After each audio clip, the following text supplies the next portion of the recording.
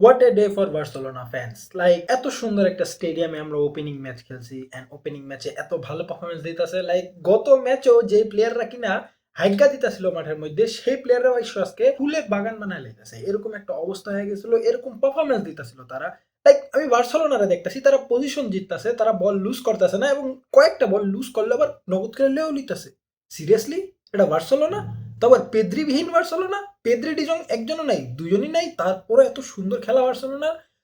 Like ভাই, camp নোর যে অরা, camp no এখনো পুরোপুরি রেডি না। যেহেতু রেডি আছে, ওর মধ্যে ফুললি এখনো মানে স্টেডিয়াম ভরেও নাই। নিচে যে এরিয়াটা আছে ওটার মধ্যে 60,000 মানুষ ধরে, অ্যান্ড ক্যাম্প নো 45,000-এর জন্য পারমিশন পাইছে। এবং 45,000-এ এমন অরা বাইরে গেছে। লিওনাল মেসি যে একটা গোট না, ওটার প্রমাণ। লিওনাল মেসি ক্যাম্প নোতে এসে নিজের অরা একটু দিয়া গেছে। লিওনাল মেসি ক্যাম্প নোতে জাস্ট একটু ব্লেসড করে দিয়া গেছে। অ্যান্ড বার্সেলোনার প্রতিটা প্লেয়ার যারা কিনা বাজে খেলতেছিল, তারাও এত দুর্দান্ত খেলতেছিল আজকে। লাইক ফারান তোরেজের কথা কি কম, ওরা তো আমি প্রতি ভিডিওতে ধুই। বাট আজকের ভিডিওর লেগে আর আমি ছেড়ে দিন ভাই। দুইটা গোল করছে ফারান তোরেস, দুইটা গোল। সিরিয়াসলি ফারান তোরেজের পারফরমেন্স আমরা দেখতেছি এটা, তো আবার ক্যাম্প নুতে। And Lewandowski made another history for Barcelona. কেননা লেভানডস্কি নতুন ক্যাম্প নুতে সর্বপ্রথম গোল করে। অ্যান্ড আমি একটা জিনিস বুঝি না, লেভানডস্কি কঠিন কঠিন গোল একেবারে ইজিলি করে দেয়, আর ইজি গোল একেবারে কঠিনভাবে মিস করে দেয়। লাইক 2-3টা চান্স পাইছে, ও শুট নেয় নাই, ও পিছে ব্যাক পাস দিয়ে দিছে। আমি বার্সেলোনার খেলা দেখে আমি মানে আজকে মনে করতেছিলাম 6 থেকে 7টা গোল হয়ে যাবে যে আমি খেলতেছিল, বাট বার্সেলোনা ব্যাক পাসে খেলতেছিল। বাট যাই হোক, 4 গোলে জিতছি, 4-0 গোলে। অ্যান্ড 4-0 গোল হওয়ার সবচেয়ে বড় রিজন হচ্ছে জোয়ান গার্সিয়া। আমাদের দ্যাট ওয়াল ভাই, কি পরিমাণের ভালো গোলকিপার, ইনজুরির পর আইছে এবং প্রথম ম্যাচে ক্লিন শিট। এত দুর্দান্ত সেভ গুলো দিছে আজকে। অ্যাথলেটিক বিলবাও আজকে খুবই ভালো খেলতেছিল প্রথম 20 মিনিট, আই মিন 4 মিনিটে গোল খাওয়ার পর, লেভানডস্কি গোল দেওয়ার পর অ্যাথলেটিক বিলবাও পাগল হয়ে গেছিল। তারা অ্যাটাকিং এর উপর অ্যাটাকিং ট্রাই করতেছিল, বাট 20 মিনিটের পর তারা গায়েব হয়ে গেছে ম্যাচেতে, তাদের আর দেখাই যায় না। আর বিশেষ করে যখন ফার্মিন লোপেস গোল করে, তখন অ্যাথলেটিকো বিলবাও মানে ফার্স্ট্রেটেড হয়ে যায় এবং হুদ্দাই ফাউল করে একটা রেড কার্ড খাইছে। No need for the tackle, but he did it and got a red card, যার কারণে বিলবাও 1 ম্যান ডাউন হয়ে গেছে। এবং 10 ম্যান হওয়ার পর তারা অ্যাটাকিং এর ট্রাই করতেছে না, তারা শুধুমাত্র ডিফেন্ডিং এর উপর ডিফেন্ডিং করতেছে, যে আমরা বড় এম্বারেসমেন্ট না লই। নিকো উইলিয়ামসরা যে আমরা দেখাইতে চাইছিলাম যে ও কোন বার্সেলোনা মিস করছে, ওটা আমরা ভালোভাবে দেখাইছি। কারণ নিকো উইলিয়াম ড্রপড এ জেনারেশনাল পারফরমেন্স। সবচেয়ে বেশি চান্সেস মিস করছে, 0 শট অন টার্গেট, সব ডুয়েল লস, পজিশন লস, খুবই বাজেভাবে আসছে। অ্যান্ড আজকের ম্যাচে স্টার হইতাছে Fermin Lopez. What kind of performance! Man of the match হয়েছে। অ্যান্ড ফার্মিন লোপেস ভাই, আমি কি বলবো, ওই যে একটা সার্টেন ফ্যান বেস আছে না, যারা কম্পেয়ার করে পেদ্রির সাথে বেলিংহাম রে, অ্যাটাকিং মিডফিল্ডারের সাথে সেন্টার মিডফিল্ডারে, তাদেরকে বলে দেই অ্যাটাকিং মিডফিল্ডারের সাথে অ্যাটাকিং মিডফিল্ডারই কম্পেয়ার করো। ফার্মিন লোপেস একজন অ্যাটাকিং মিডফিল্ডার, জুড বেলিংহাম একজন অ্যাটাকিং মিডফিল্ডার, দুজনের কম্পেয়ার করো। Fermin Lopez is far more ahead of Jude Bellingham this ইয়ার।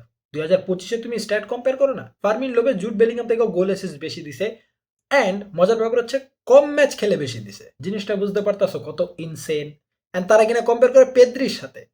ভাই ফার্মিন লোপেজের লগে কম্পেয়ার করে দেখা। অ্যান্ড আমার কাছে আজকের ম্যাচের সবচেয়ে বিউটিফুল মোমেন্ট লাগছে 10 মিনিটের মধ্যে, কেননা ম্যাচের 10 মিনিটের মাথায় ক্যাম্প নুর প্রতিটা audience were chanting Messi's name. এত বিউটিফুল লাগছে, মানে আমি কমেন্ট্রি শুনতে শুনতে এক পর্যায়ে আমি ধ্যান দিতেছি যে মেসি মেসি চ্যান্টিং হইতাছে। আই ওয়াজ লাইক, ভাই কি চলতেছে স্টেডিয়ামে? Messi was not even there, and the fans of Barcelona were chanting Messi's name.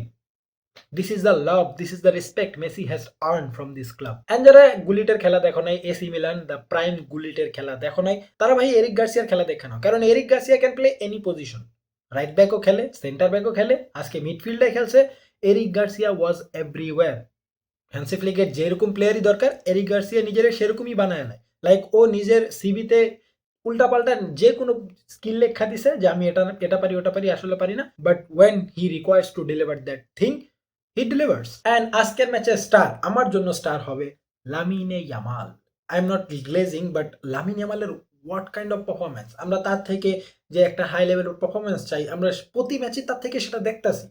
Even আজকে একটা ড্রিবল করছে, আমি লাইক আমার ফিল আইতাছিল যে আমি মেসিরে দেখতাছি। আমি মেসির সাথে তাকে কম্পেয়ার করতেছি না, কারণ Messi is Messi, no one can be Messi. But Lamine ইয়ামালের ওই ড্রিবলটা দেখে আমার মেসির ফিল আসতেছিল, যে আমি মেসিরে খেলতে দেখতাছি বার্সেলোনায়। And it makes me feel good that I am seeing a player who can replace Messi's absence in the Barcelona squad. And Lamine Yamal আজকে দুর্দান্ত খেলছে ভাই, দুইটা অ্যাসিস্টও দিছে, খুবই ইম্পর্টেন্ট অ্যাসিস্ট দিছে। And what kind of atmosphere it was! এত বছর পর ৯০৯ দিন পর আমরা ক্যাম্প নুতে বার্সেলোনাকে খেলতে দেখছি। And the atmosphere was top level, the fans were top level. কেননা পুরো স্টেডিয়ামও ভরে নাই, যেদূর বানাইছে তার পুরোটাও ভরে নাই, মাত্র ৪৫,০০০ ভরছে। এখন স্টেডিয়ামের ক্যাপাসিটি আছে অলমোস্ট ৬০,০০০ প্লাস, বাট ৪৫,০০০-এর পারমিশন পাওয়ার কারণে কিছু অংশ ফাঁকা ছিল। But the atmosphere was insane. এটা হচ্ছে একটা হোম গ্রাউন্ডের মানে সুবিধা। কেন যে অডিয়েন্সকে 12th ম্যান বলা হয়, এই সব অ্যাটমসফিয়ার দেখলেই বোঝা যায়। অ্যান্ড ম্যাচ শেষে যেই শো হয়েছে, লাইটিং শোটা হয়েছে with Barcelona anthem, was outstanding. Stadium যে কতটা রেডি, কতটা সুন্দর, ইট হ্যাজ শোন আস। কেননা আমরা খেলতে গেছিলাম রায়োর বিপক্ষে ওদের স্টেডিয়ামে।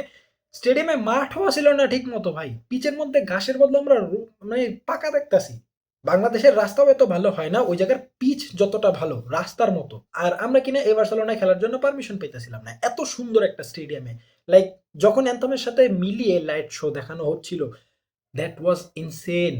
That was so much beautiful. The fireworks were outstanding. Bhai, I am very excited to see Barcelona play in this field for this season. And আমি জানি যে বার্সেলোনা এই সিজন কামব্যাক করবে। হ্যাঁ, আমি আমার আগের ভিডিওতে অনেক বকবক করছি এটা সেটা। বাট বার্সেলোনায় খেলে, ক্যাম্প নুতে খেলে তাদের যে কনফিডেন্স, আমাদের প্লেয়ারদের যে অরা, যে পারফরমেন্স বাড়ছে ভাই, now I am getting the confidence to tell that this Barcelona can do many things this season. So let's hope for the best.